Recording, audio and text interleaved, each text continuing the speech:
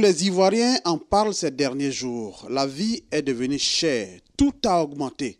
Mais pourquoi? L'on s'interroge. Les associations de consommateurs donnent de la voix, le gouvernement monte au créneau pour prendre les choses en main. Mais que faire pour faire baisser les prix des denrées de première nécessité en Côte d'Ivoire? Quels sont les facteurs qui favorisent l'inflation actuelle et sur quel levier peut-on jouer pour stabiliser la situation? Voilà autant de préoccupations que nous soulevons avec le directeur général de l'industrie. M. Emmanuel Trabi est notre invité dans les salons de Radio Côte d'Ivoire aujourd'hui. M. Emmanuel Trabi, bonjour. Bonjour, M. Kwaku. Pour m'aider à vous interroger, je serai avec Paul Philippe. Bonjour, Paul Philippe. Bonjour, Jérôme. La technique est assurée par Stéphane Djoman. Bonjour à tous et bienvenue dans les salons de Radio Côte d'Ivoire. Pour commencer, Monsieur le directeur général, dites-nous, la flambée des prix, est-ce une réalité ou pas? Merci beaucoup, M. Kwaku. Avant toute chose, permettez-moi de remercier la direction générale de la RTI, particulièrement la direction de la radio, au nom de M. le ministre du Commerce et de l'Industrie, M. Souleymane Tiarasouba, qui nous autorise à passer ce jour pour informer nos populations sur la flambée des prix des produits constatés ces derniers temps sur les marchés. Comme vous l'avez dit, est-ce une réalité? Nous sommes tous dans le pays, nous sommes aussi citoyens, consommateurs, comme tous les autres consommateurs, et effectivement, nous constatons que sur un certain nombre de produits, il y a effectivement quelques hausses de prix. C'est une réalité qu'il faut relever. J'ai eu la chance de faire partie, d'accompagner, j'allais dire, la délégation des ministres qui a visité les marchés, et nous avons effectivement constaté qu'il y avait quelques produits pour lesquels il y a eu effectivement quelques hausses, même si globalement, il y a beaucoup de produits pour lesquels les prix sont restés stables. On est à l'aise, puisque c'est une réalité, on peut donc en parler. Vous l'avez dit, vous étiez sur le marché avec les ministres. Est-ce qu'on peut connaître, du moins pour le secteur vivrier, les produits qui ont connu une hausse? Est-ce qu'on peut les identifier aujourd'hui? De façon plus précise, on peut ne pas rentrer dans certains détails, mais effectivement, pour tout ce qui est produits vivriers, que ce soit la tomate, les bananes, l'igname, en tout cas les légumes et fruits, il y a effectivement quelques hausses de prix constatées sur les marchés, puisque nous avons eu effectivement à visiter un des marchés de produits frais. Et nous avons effectivement pu constater que pour quelques produits, il y a quelques hausses. Mais ça aussi, ça s'explique quand vous êtes devant la bonne dame qui vous dit non, moi je suis allé prendre le produit à, je sais pas moi, à Gamay ou en tel lieu.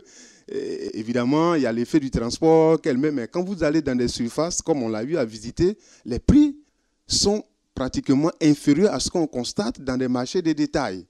Donc, c'est pourquoi ici, vous avez suivi, le porte-parole du gouvernement disait qu'il faut aussi que les consommateurs, les populations aillent aussi dans des endroits où les prix ont été maintenus stables, mais plutôt que d'aller aussi dans les marchés de détail où, justement, évidemment, tout le monde ne peut pas aller partout ailleurs. Mais ce que je veux dire, c'est qu'il y a quelques hausses qui sont liées, par exemple, à l'effet de transport. Quand une bonne dame va chercher ses produits au marché à Gamay et qu'elle envoie à Yopougon, je donne un exemple, il est évident qu'elle aura tendance à mettre à 100 francs, comme on l'a eu à constater. Mais ça, ce n'est pas lié à un effet généralisé de hausse. Voilà, c'est ce que je Sauf que c'est un exercice habituel. Si pour une fois on vient augmenter, c'est qu'il y a eu un phénomène nouveau. Effectivement. Comme je l'ai dit, c'est un phénomène qui est réel, qu'on ne peut nier sur certains produits. Voilà, vous savez très bien que même ces produits que nous citons, c'est des produits, même quand ils sont produits localement, demandent ou nécessitent l'utilisation d'intrants, d'engrais qui, vous le savez bien, ne sont pas fabriqués localement, sont importés. Et comme nous suivons tous l'actualité, c'est des produits, c'est des intrants qui, eux aussi, ont connu une hausse au niveau du marché international. Donc, cela, effectivement, explique quelques hausses qu'on constate sur un certain nombre de produits vivriers. Est-ce que vous voulez dire que les produits qu'on va chercher dans nos champs, dans les villages et autres, là-bas, les paysans ont commencé à augmenter? C'est ce que vous voulez nous dire?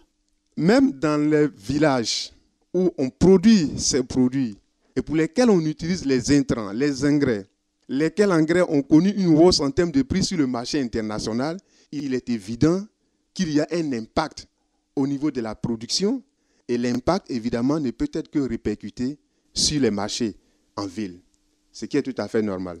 Est-ce qu'on sait plus ou moins, est-ce que les prix ont doublé? C'est une augmentation de 200, 300 ou 500 francs CFA? Est-ce qu'on connaît cette marge? C'est dans des proportions variées, il faut le dire. Et chaque produit... Est-ce que la marge est importante? C'est ce que je veux dire. Vous savez, je donne un exemple où, ce n'est pas un produit vivrier, mais un exemple de produit qui a, j'allais dire, qui a fait un peu couler de l'encre depuis ces quelques jours.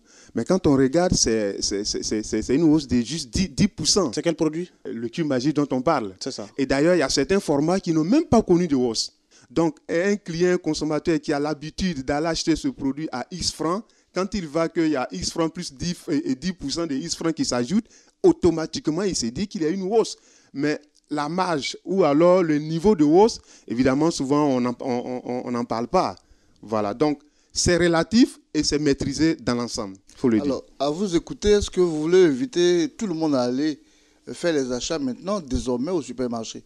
Pas forcément. Vous savez, le constat aussi qu'on a fait, c'est que les supermarchés, c'est là-bas que certains vont s'approvisionner. Certains grands. Certains vont s'approvisionner, je dirais ça comme ça. D'accord. Mais le constat, c'est que là-bas, les prix n'ont pas varié. Vous comprenez? Ça s'explique comment? Vous êtes spécialiste? Justement, évidemment, ce qu'on appelle l'économie d'échelle. Ces supermarchés qui, en principe, devraient avoir des charges, la main-d'œuvre, l'électricité, n'ont pas varié parce que, évidemment, en termes d'économie d'échelle, elles ont des quantités plus importantes. Elles arrivent, évidemment, à faire un certain nombre d'économies.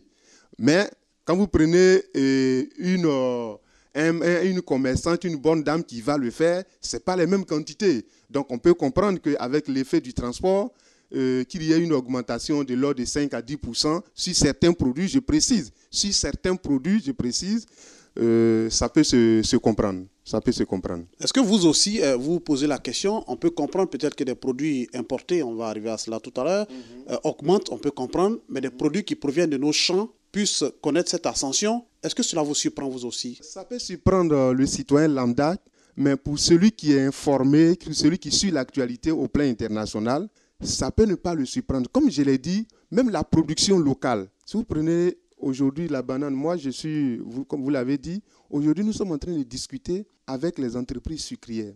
Vous comprenez? Mais c'est une production locale de sucre.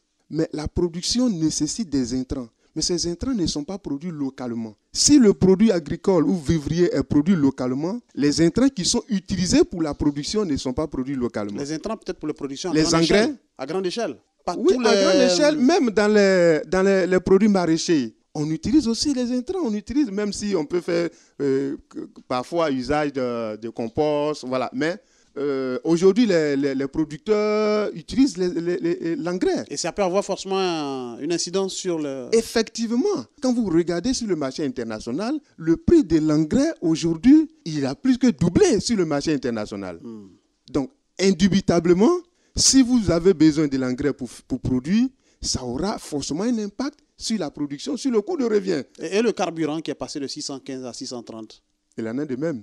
Donc, pour dire que ce que nous constatons aujourd'hui dans notre pays n'est pas spécifique à la Côte d'Ivoire, c'est un phénomène généralisé qui est lié essentiellement à la hausse d'un certain nombre de coûts de facteurs sur le marché international. Ça, c'est pour les produits vivriers. Parlons du cas des produits manufacturés, produits importés et tout le reste. Là-bas aussi, est-ce que vous avez identifié, il paraît que tout a augmenté, il n'y a pas un seul produit qui n'a pas connu de hausse. L'huile, le riz, quoi sais-je encore, la liste est vraiment longue. Merci beaucoup. Comme vous l'avez si bien dit, il paraît que tout a augmenté. J'aime bien cette expression parce que si on peut noter que certains produits manufacturiers ont vu les prix à la hausse, ce n'est pas le cas pour tous les produits. Mais ça aussi, ça s'explique. Vous savez que nous avons une industrie qui produit un certain nombre d'articles. Ce qui est notable dans la sous-région, la Côte d'Ivoire quand même a une industrie relativement dynamique. Mais là encore, l'essentiel des intrants, des matières premières, est importé. Si vous prenez l'exemple de l'huile, dont on parle aussi, le prix de l'huile brute sur le marché international, aujourd'hui, a augmenté de plus de 60%. De plus de 60%. Mais quand vous allez sur le marché, vous prenez le prix de l'huile, s'il a trop augmenté avec les dernières concertations que le gouvernement a engagées avec les acteurs, c'est tout au plus à 10%. C'est vraiment totalement différent du niveau d'augmentation de la matière première qui est l'huile brute, qu'on appelle le CPO, sur le marché international. Donc c'est négligeable? en tout cas 10% et 60% sur le marché international, c'est négligé. Mais ça montre l'effort que le gouvernement a fait avec les acteurs dans la filière. Parce qu'on n'est pas arrivé à 10% comme ça. Il y a eu des négociations que le gouvernement a engagées avec les acteurs pour qu'on arrive à cela, pour que et le gouvernement et les acteurs puissent aussi supporter la hausse sur le plan international. 10%, c'est peut-être ce qui est légal, mais est-ce qu'il n'y a pas de la spéculation sur le marché? Justement. Si vous avez également suivi le communiqué du Conseil des ministres, c'est ça aussi l'une des missions que le ministère du Commerce a, c'est-à-dire de démanteler ce que nous appelons les cartels, des groupes d'intérêts qui créent de la spéculation sur des produits pour lesquels, en réalité, il y a de la disponibilité et pour lesquels on ne peut pas justifier des niveaux de hausse aujourd'hui. Des gens qui font de la rétention justement pour faire monter les prix. Vous les avez identifiés? Nous sommes en train de travailler. C'est un combat de longue haleine. Ça fait longtemps que dure ce phénomène. Et surtout que vous parlez de cartel. Oui, sur le cartel, ce nom indique vraiment que c'est une impuissance que vous avouez. C'est un travail de longue haleine, comme vous le dites, et nous y travaillons à faire en sorte que les réseaux soient identifiés et démantelés. Jusqu'ici, on ne les a pas identifiés. Depuis qu'on mène le combat? Non, je ne dirais pas cela. Si on n'avait pas mené des combats, des actions, il est évident que la situation ne serait pas à ce niveau. Quand je dis 10% d'une hausse d'un produit pour lequel la matière première a pris 60%, c'est dit que manifestement, il y a des actions qui sont menées par le gouvernement pour éviter qu'on arrive à des niveaux d'augmentation qui soient insupportables pour la population. Alors, monsieur le directeur, vraiment, je voulais revenir pour tenir compte de tout ce qu'on dit depuis et en rapport à ce que vous venez de dire.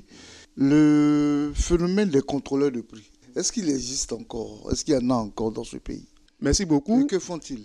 Merci beaucoup. Une des missions du ministère du Commerce et de l'Industrie, c'est justement de veiller à ce que les règles du jeu du commerce soient respectées.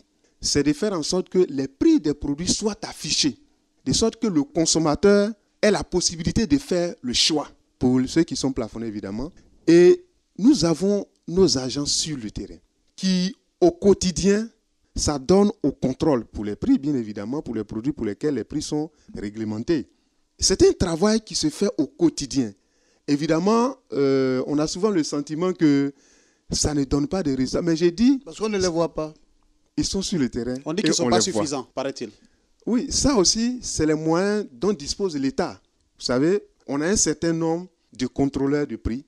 On a un certain nombre d'agents, d'inspecteurs qui sont sur le terrain avec les moyens que l'État met à leur disposition et qui sillonnent les marchés pour s'assurer que effectivement les règles sont respectées et les produits pour lesquels les prix sont réglementés, évidemment, que les prix sont affichés et qu'il n'y a pas de surenchère. Ce travail est fait au quotidien et je voudrais vous rassurer que les équipes du commerce, surtout en ces temps où les populations, j'allais dire, grognent, au moment où nous sommes en train de parler, les agents du ministère du Commerce sont sur le terrain pour faire le travail. Et je voudrais vraiment vous rassurer. Donc là, vous nous dites clairement que c'est à tort qu'on vous accuse, ministère, d'être inactif. Bien au contraire, vous êtes actif. Nous sommes actifs avec les moyens dont nous disposons aujourd'hui pour faire le travail. Vous comprenez? Voilà. Évidemment, on ne peut pas investir au même moment tous les marchés, mais chaque jour, chaque semaine, c'est des programmes de contrôle qui sont effectués dans les différents marchés, que ce soit des marchés de gros, que ce soit des marchés de détail. Vous avez des directions régionales du commerce, aussi bien à Abidjan Sud, à Abidjan Nord, dans les différentes régions, dans les grands centres, et qui font ce travail-là au quotidien pour s'assurer justement que les prix, en tout cas là où c'est nécessaire, où c'est réglementé, sont respectés. Est-ce que vous avez vu venir ce phénomène-là? Est-ce que je ne sais pas si c'est une inflation, comment on peut appeler ça, mais est-ce que vous avez vu venir cela? Est-ce qu'on a vu venir ça? Comme je l'ai dit, nous sommes dans un contexte international. La Côte d'Ivoire n'est pas, je veux dire, dans une bulle. Voilà. L'économie aujourd'hui est intégrée à l'économie mondiale. Et avec la crise sanitaire que le monde connaît depuis 2020, avec la restriction qu'on a connue, et la régression de l'activité économique, et puis depuis qu'on a commencé petit à petit à maîtriser la pandémie avec la reprise économique, il y a effectivement une tension sur un certain nombre de matières premières. Donc si on dit qu'on n'a pas vu venir, on a vu venir avec la reprise, même s'il faut le dire, la reprise a été beaucoup plus rapide, et de sorte que, en termes de disponibilité d'un certain nombre de matières premières, cela n'a pas suivi parce que les restrictions ont eu effectivement un impact en termes de main-d'œuvre dans certains pays producteurs. Si vous prenez par exemple le cas de l'huile de palme dont j'ai parlé, la matière première qui vient de la Malaisie, de la Thaïlande, en termes de niveau de production, ça a pris un coup. Et donc cela, évidemment, peut se comprendre. Alors, pour bien comprendre vos actions, vous essayez aussi de les évaluer. Allons pas à pas. Au niveau des importateurs, quelles sont les actions qui sont diligentées à leur niveau? Qu'est-ce que vous faites là-bas? Ce ne sont forcément pas des contrôles, mais qu'est-ce que vous faites à ce niveau comme action? Alors, je voudrais indiquer que le gouvernement, à travers le ministère du Commerce et de l'Industrie, dispose d'un programme qu'on appelle le programme VOC, qui est un programme de contrôle de la conformité de tous les produits qui sont importés sur le territoire. Ce programme est conduit par l'une des directions générales du commerce et qui fait en sorte que les produits, avant d'être importés, subissent un certain nombre d'analyses pour qu'on s'assure de la qualité de ces produits. Et donc ce travail est fait au quotidien avec les services techniques du ministère, notamment le Codinum, dont les équipes sont déployées aux frontières pour s'assurer que tous les produits qui sont importés sur le territoire, évidemment, sont conformes aux normes de qualité dans notre pays. Donc, ce travail-là, les équipes du ministère le font et donc nous suivons toutes les importations qui sont faites dans le pays. Évidemment, pour ce qui est des prix des produits, les prix des produits importés ne sont pas réglementés. Voilà, c'est sur le marché international qu'on les prend, mais nous nous assurons pour faire le suivi, en tout cas le suivi de toute importation de produits en nous assurant que la qualité par rapport aux normes ivoiriennes sont respectées. Mais en même temps que vous le dites, vous ne contrôlez pas au niveau des prix, mais quand ça monte à l'international, arrivé ici, il y a quand même des mesures pour essayer de faire en sorte que ces prix ne se répercutent pas tout de suite sur le marché. Oui, justement, c'est ce que j'ai dit. Le gouvernement a engagé des négociations avec les acteurs économiques dans les filières. Vous savez, même aujourd'hui, nous sommes en négociation avec les acteurs du sucre, les entreprises sucrières, qui eux aussi ont porté à la connaissance du gouvernement les difficultés liées au fait que les intrants, l'engrais qu'ils importent a augmenté sur le marché international. Mais ça, si vous constatez, si vous allez sur le marché, vous ne verrez pas que le sucre a augmenté, le prix du sucre n'a pas augmenté. Mais parce que justement, depuis un certain moment, le gouvernement négocie, dialogue avec les acteurs de la filière sucre, pour voir dans quelle mesure et les acteurs privés et le gouvernement pourront trouver le juste milieu. Donc, pour dire que, évidemment, quand le prix des produits augmente sur le marché international et qu'il est importé, il doit forcément avoir une répercussion sur le prix. Mais là où il n'y a pas de répercussion, c'est parce que justement, le gouvernement est en action et travaille à faire en sorte qu'on puisse justement tenir compte du pouvoir d'achat des populations. Et de maîtriser ce prix. Ça veut dire que le gouvernement a souvent anticipé. Et je vous le dis, si pour le cas du sucre particulièrement, n'eût été les discussions engagées avec les entreprises sucrières de la place, certainement qu'on aurait assisté à une augmentation parce que le prix de l'engrais, je ne sais pas, on est à combien, à quel pourcent aujourd'hui, mais jusque-là, ils maintiennent le prix.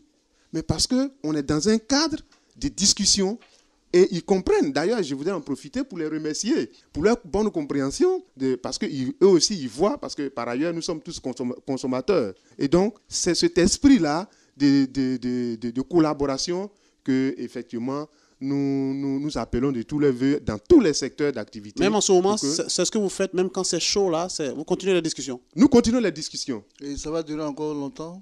Les discussions, on a fini avec la filière et l'huile, pour lesquelles les acteurs et le gouvernement sont parvenus à un compromis. Nous le ferons pour les autres filières, pour trouver des compromis. À chaque spéculation qui subit évidemment la hausse sur le marché. Mais en même temps que vous discutez, en même temps vous dites nous allons démanteler les cartels.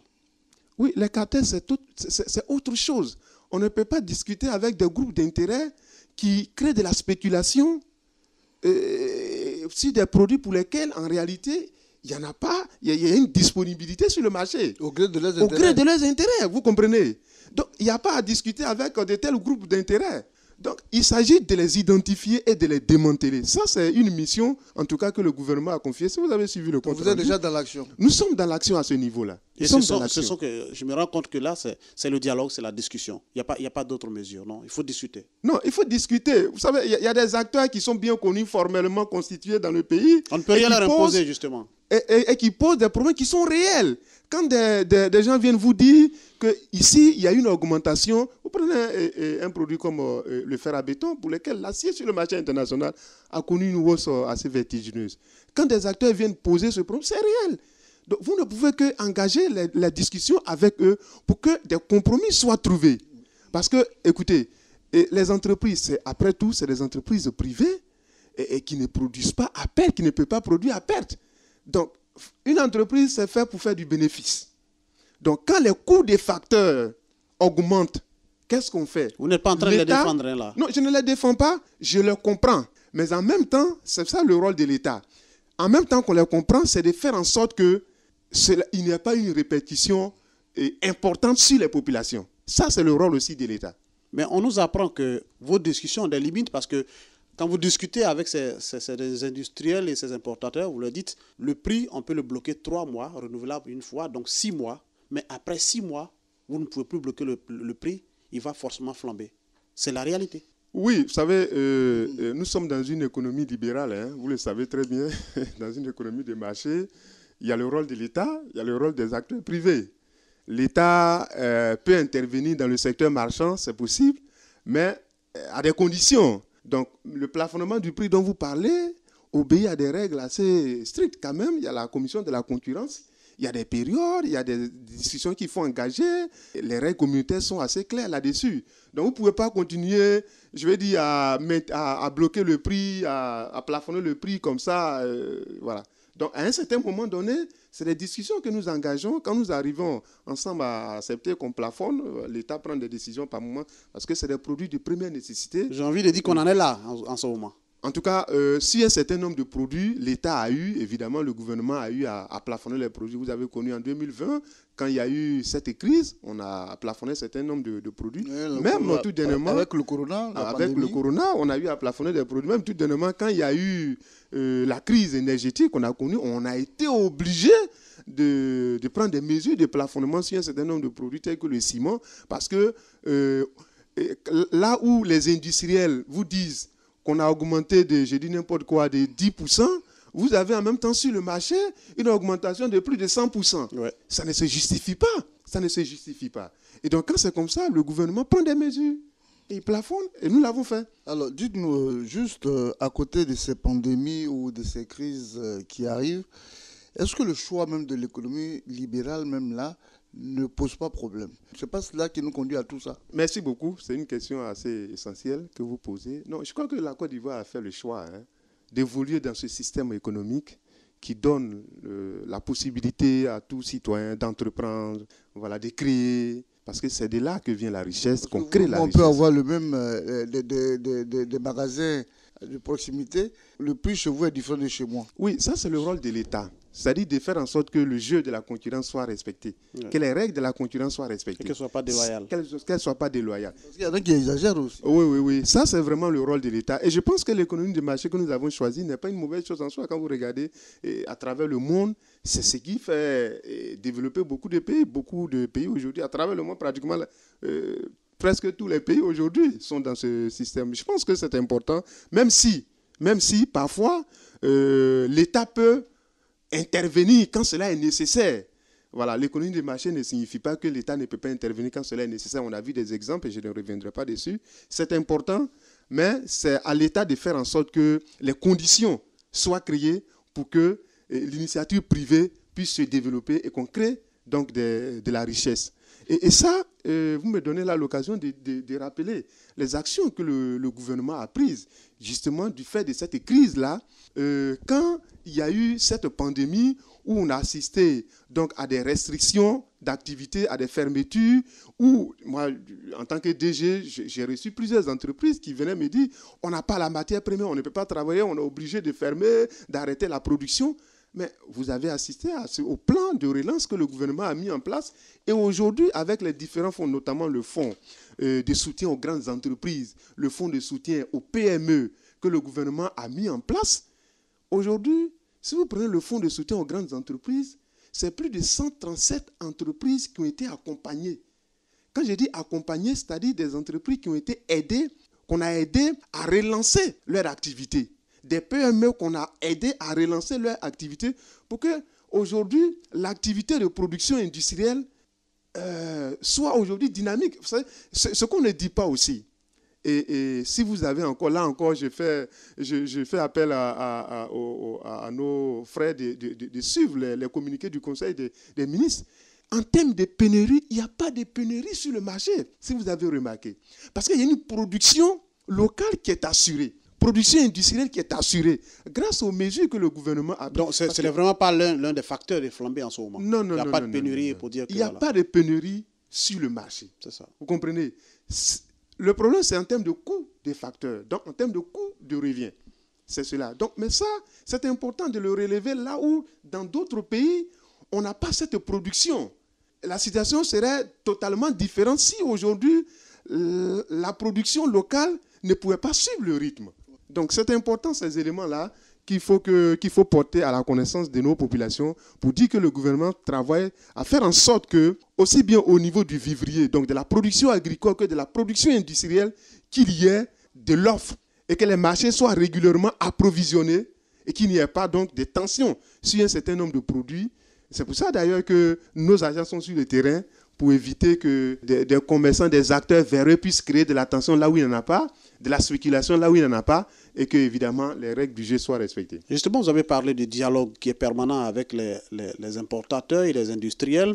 La question qu'on se pose, c'est, et sur le marché du vivrier, c'est encore le dialogue avec ces femmes qui vont en brousse et qui reviennent, avec ces commerçants de marché, ces commerçants de quartier et tout le reste, avec ces petits commerçants. Qu'est-ce que vous faites? C'est aussi le dialogue ou bien vous faites autre chose? Même les commerçants dont vous parlez, ils sont organisés en association. Voilà, il y a des groupements, des associations de commerçants qui sont les premiers interlocuteurs du gouvernement avec qui on discute. Évidemment, là, il faut dire que l'État fait en sorte que les produits soient acheminés. Ça, c'est vraiment une action importante que l'État mène. Vous savez, depuis la crise, il y a ce qu'on appelle le PURGA, qui est un programme de soutien au secteur agricole que le gouvernement a mis en place, justement, comme vous posez la question, pour accompagner tous ces petits producteurs, tous ces acteurs, pour leur permettre de produire, mais de pouvoir, évidemment, acheminer toute la production vers les centres urbains. Ça fonctionne? Ça fonctionne.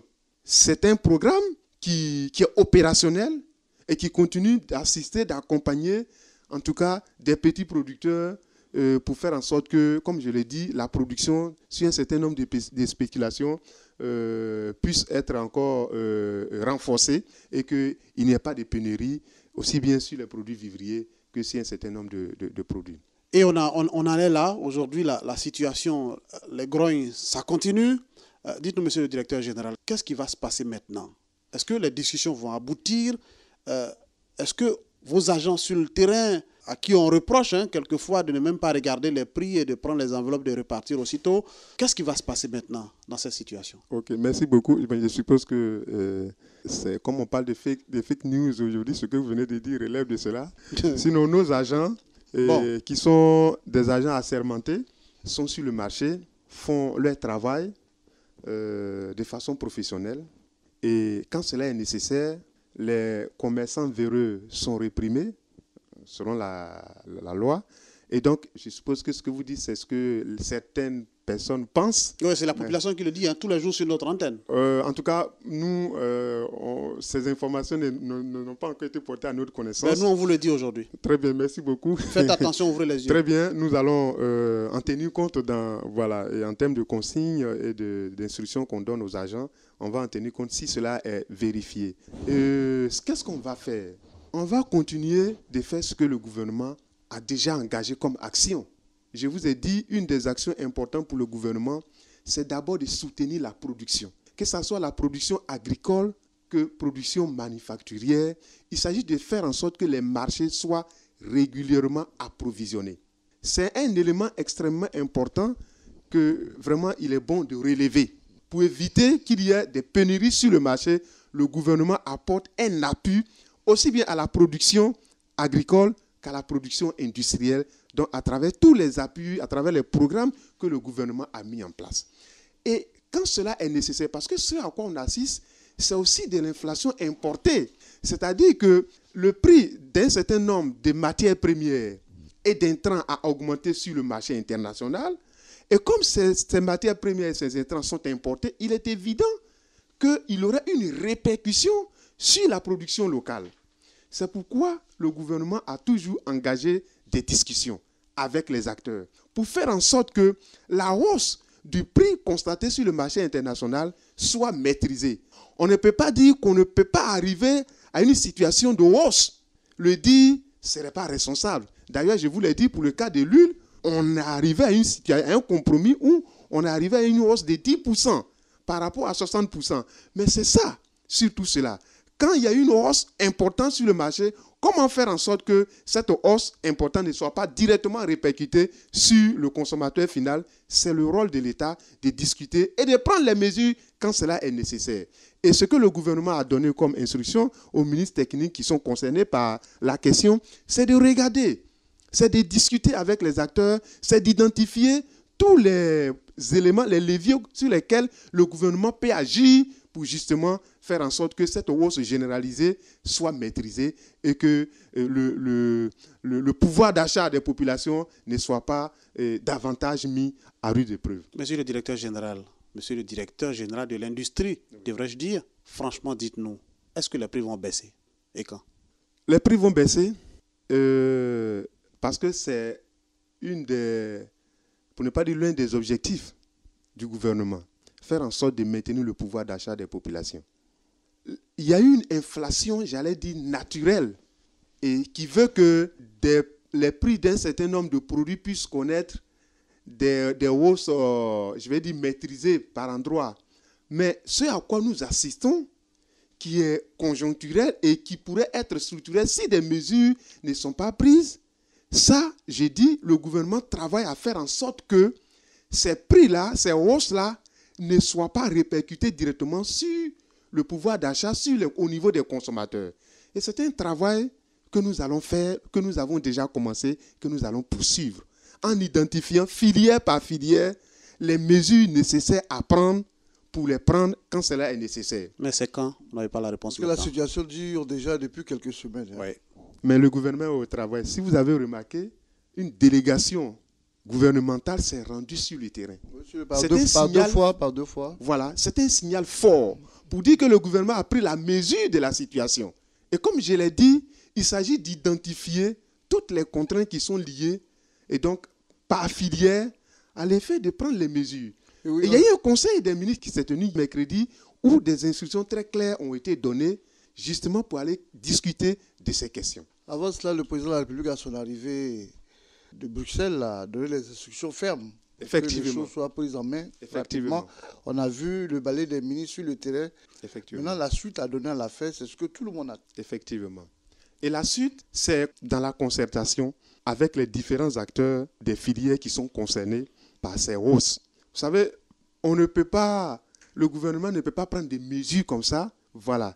Il faut qu'on discute avec les acteurs et voir dans quelle mesure, même quand on doit prendre une mesure, il faut bien évaluer la mesure à prendre, l'incident de cette mesure et voir si elle est efficace. Et ça, on ne peut la faire qu'à travers des discussions qu'on engage avec les acteurs c'est les acteurs privés après tout. Celui qui va importer une matière, un article, c'est un acteur privé.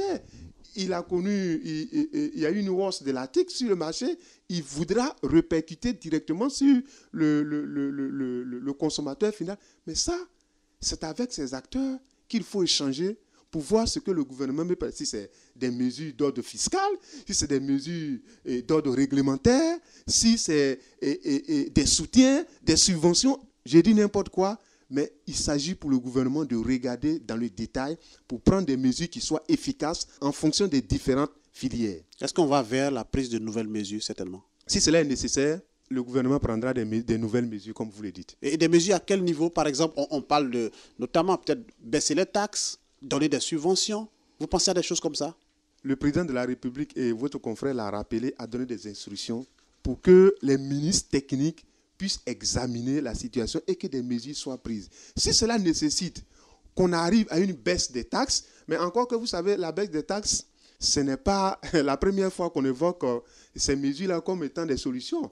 Mais c'est des mesures qui doivent être encadrées si cela devait être pris. Parce que là encore, il faut le dire, les résultats n'ont pas toujours été à la hauteur de ce qu'on attendait. On peut baisser les prix et le consommateur final ne percevra pas et l'impact ou les retombées de cette baisse. Ouais. Donc c'est pour ça que j'ai dit, toute mesure a besoin d'être bien encadrée et discuter avec les acteurs pour s'assurer que dans l'application, le consommateur final bénéficie effectivement de ces mesures-là. Vous êtes en discussion, monsieur le directeur général. Si on vous demandait, par exemple, en pareille circonstance, quelles mesures pourraient être efficaces? Vous proposerez quoi? Je ne pourrais pas m'aventurer sur une mesure quelconque. Vous prenez, chaque filière a ses spécificités. Vous comprenez? Voilà, en fonction des contraintes qui sont liées à une filière, on sait si c'est une baisse des taxes, si c'est une subvention, si c'est un appui technique qu'il faut apporter, on sait la mesure qu'il faut prendre. Vous comprenez? Mais c'est une batterie de mesures qu'on a. Le gouvernement dispose, j'allais dire, de tous les leviers, mais il s'agit de choisir les leviers qui soient les plus efficaces. Donc il n'y a pas de visibilité en ce moment dans la situation, puisque vous dites il faut des discussions, il faut échanger pour comprendre. Oui, mais c'est ce qui s'est passé avec la filière Hull. On n'est pas allé comme ça pour dire, bon, à partir d'aujourd'hui, comme il y a une hausse de plus de 60% sur le marché international, on laisse tomber les taxes. Non, c'est après des discussions qu'on est arrivé à dire, oui, compte tenu de cette hausse-là, on peut accepter qu'il y ait par exemple une hausse de 10% du prix sorti usine et que cela soit répercuté de façon graduelle. Voilà. C'est des mesures pour éviter justement, comme je l'ai dit, l'objectif pour le gouvernement, c'est de faire en sorte que les mesures qui vont être prises soient bénéfiques au consommateur final. Pour éviter que l'effet de ces mesures soit au niveau des acteurs, des intermédiaires qui en bénéficient et que les populations ne puissent pas sentir l'effet des actions que le gouvernement mène. Alors, chaque fois qu'il y a eu ce genre de phénomène, cherté de la vie, flambée des prix, etc., les commerçants sont pointés du doigt. Vous-même, vous avez évoqué tout à l'heure de démanteler le cartel qui existe. Et on remarque que de plus en plus, le gouvernement est impuissant face à ce cartel-là, parce que c'est eux qui profitent toujours d'une situation quelconque pour augmenter les prix. Et ça a perdu. À quand le démantèlement complet de ce cartel, justement? Est-ce que vous connaissez justement le cartel? Non, tout à l'heure j'ai indiqué que l'objectif du gouvernement c'est d'identifier tous les cartels parce qu'effectivement, comme je l'ai dit, on ne peut pas comprendre que pour un certain nombre de produits pour lesquels il y a de la disponibilité, qu'il y ait de la surenchère, alors qu'en face, on a de la disponibilité. Donc, on arrive à comprendre que c'est parce qu'il y a des groupes d'acteurs, groupes d'intérêts qui justement s'adonnent à de telles pratiques. Et donc, l'objectif dans chaque filière, c'est de regarder et de les identifier. Là où nous les avons identifiés, il y a eu des sanctions qui ont été prises. Et chaque fois que nous identifions de telles pratiques, nous appliquons les sanctions. Et donc, je ne dis pas que nous avons les cartels, nous avons réussi à identifier tous les cartels. C'est un travail de longue haleine que nous faisons parce que c'est des gens qui sont bien organisés, c'est des pratiques qui, si vous ne déployez pas tous les moyens qu'il faut, ce n'est pas aussi évident de pouvoir les identifier. Donc, c'est un travail que nous faisons pour les identifier. Mais chaque fois que nous avons réussi à identifier des cartels, des groupes d'intérêt qui s'adonnent à de telles pratiques, nous avons pris les mesures aussi. Et donc, nous allons poursuivre ces actions-là. En même temps, vous avez conscience que, quelles que soient les mesures que vous allez prendre, si les frontières demeurent fermées, ce serait un coup d'épée dans l'eau. Effectivement. Donc, finalement, quelle sera la suite? Ça pourrait être l'une des mesures, peut-être. En termes de... Oui, peut-être que... réouverture des frontières. La réouverture des frontières. Nouvelle mesure pour contenir l'inflation. L'ouverture des frontières, vous savez que nous sommes dans un cadre bien précis. Les frontières ont été fermées pour les raisons que vous savez. Oui. Voilà. Et la Côte d'Ivoire est dans un espace communautaire. Les décisions sont prises de façon communautaire. Ce n'est pas des décisions, j'allais dire, de façon isolée que nous prenons. Et nous sommes solidaires des engagements qui sont pris au niveau communautaire. Et donc la Côte d'Ivoire s'inscrit dans ce cadre. Autant opportun quand il plaira évidemment au chef d'État de la sous-région de prendre les décisions nécessaires par rapport à l'ouverture des frontières, je pense que c'est des choses qui se feront. N'empêche qu'on puisse suggérer cela. Oui, vous savez que... C'est une proposition dans le cas pour alléger un peu les souffrances des populations parce que, comme on dit, ce qui arrive n'arrive pas seulement qu'en Côte d'Ivoire, ça arrive un peu partout. Oui, l'Afrique subsaharienne. Je pense que, vous voyez, que c'est une bonne proposition qu'on fait pour... C'est une proposition, c'est une bonne proposition même, et je le reconnais, mais comme je l'ai dit, ce n'est pas des décisions qui ont été prises, voilà, de gaieté des cœurs, hein, je le dis, vous le savez très bien, il y a une situation qui est survenue, et l'objectif, hein, c'est de faire en sorte que on puisse sortir très rapidement de cette situation et que les populations puissent vraiment circuler, les produits, les marchandises puissent circuler librement à travers les frontières, comme cela a toujours été le cas. Et comme je l'ai dit, au temps opportun, des mesures seront prises pour que justement... Mais n'empêche que malgré la fermeture des frontières, le gouvernement prend des mesures pour que les marchés soient régulièrement approvisionnés. Ça, je voudrais rassurer les populations. Personne ne dit cela. Voilà. Les marchandises continuent de circuler. Voilà. Alors, monsieur le directeur général, vous n'avez cessé de le répéter, nous sommes en discussion, nous allons négocier, nous allons parler. La question en attendant, le marché continue d'être cher. Vous allez discuter pendant combien de temps? 1 semaine, 2 semaines, 1 mois? Les discussions vont durer combien de temps? Je ne pourrais pas vous dire que d'ici la semaine prochaine ou d'ici demain, mais comme je l'ai dit, toute discussion prend du temps quand cela est nécessaire. Mais le gouvernement est en mission par rapport à cette situation qui n'est pas spécifique à la Côte d'Ivoire.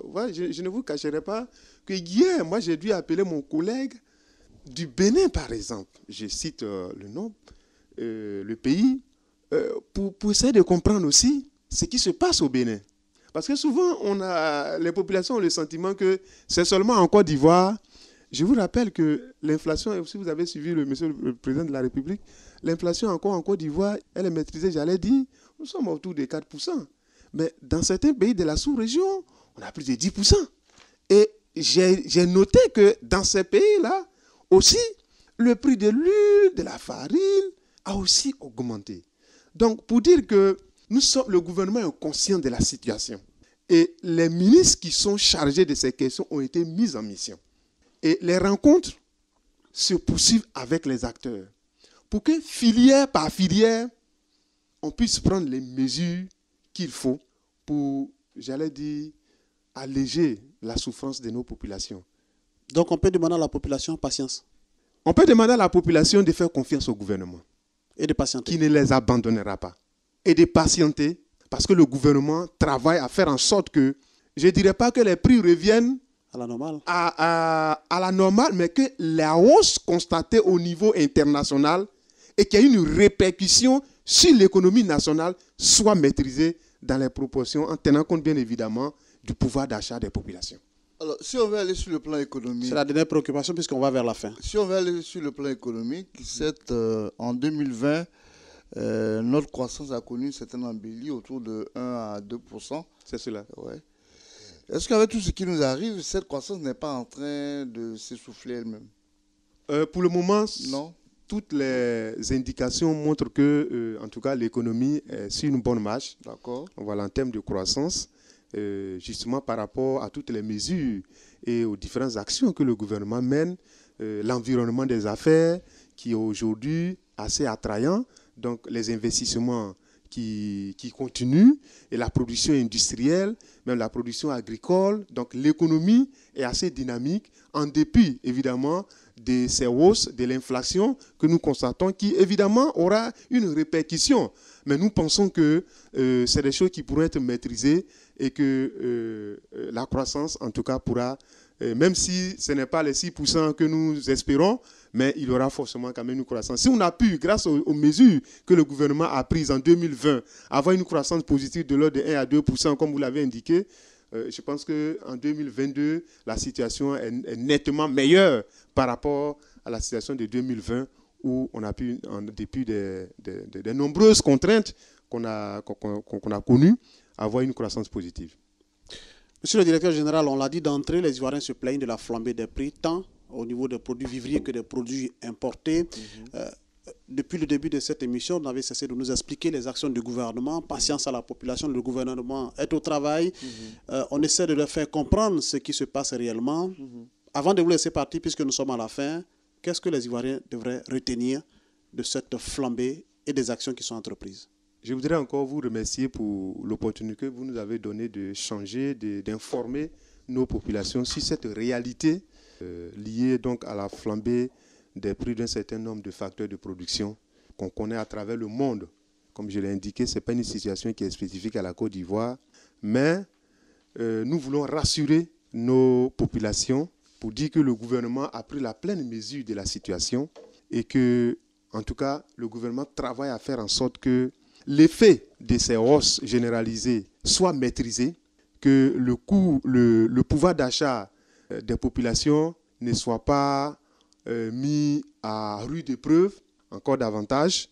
Le gouvernement travaille à faire en sorte que, au niveau de chacune des filières, des décisions soient engagées avec les acteurs à l'effet de trouver des compromis pour maîtriser en tout cas l'effet de cette situation. Nous voulons donc demander aux populations leur indulgence, leur compréhension, de faire confiance au gouvernement.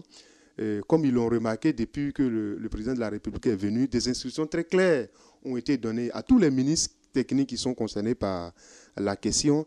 Et chaque jour, le gouvernement travaille à faire en sorte que cette situation soit conjoncturelle, soit maîtrisée et que le rythme de croissance que le pays a connu depuis un certain nombre d'années soit maintenu pour le bonheur des populations. Merci. Monsieur Emmanuel Trabi, je rappelle, vous êtes directeur général de l'industrie, vous étiez notre invité dans les salons de Radio Côte d'Ivoire.